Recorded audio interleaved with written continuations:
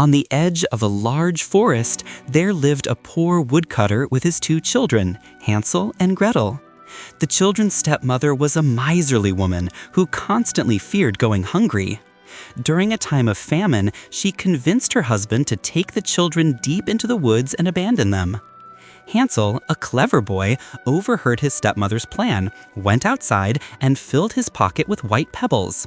The next morning, as they walked into the forest, Hansel dropped the pebbles along the way at intervals. The stepmother and father left the children by a fire deep in the woods. When night fell and the moon rose, Hansel and Gretel followed the pebbles, which shone in the moonlight, and found their way back home.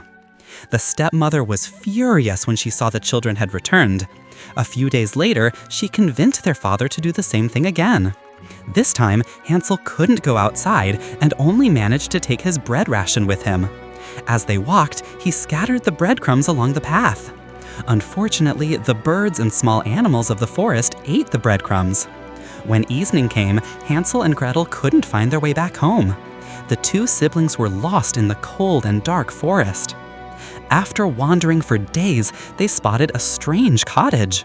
The walls of this cottage were made of gingerbread, the roof was made of candies, and the windows were made of clear sugar. Nearly faint from hunger, the children began to eat the cottage. Just then, the cottage door opened, and a hunched, old, and malevolent witch stepped out. The witch invited the children inside and offered them a table full of sweets. The witch had in fact built the cottage to lure children, fatten them up, and eat them. The witch locked Hansel in an iron cage and made Gretel her servant.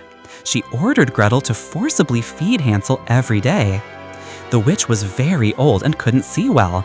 Every morning, she would ask Hansel to stick out his finger to see if he was fat enough to eat. The cunning Hansel, however, would hold out a thin bone belonging to a previous child who had been there. The witch would mistake the bone for Hansel's finger and wonder, why does this boy never get fat?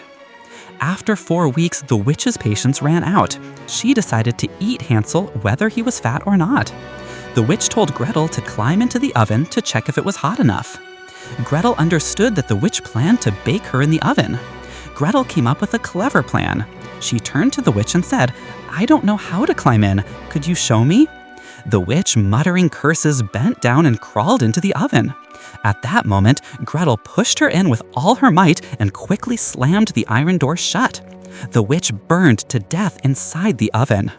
Gretel immediately ran and rescued Hansel from the cage. They filled their pockets with the gold, silver, and precious jewels they found in every corner of the witch's cottage.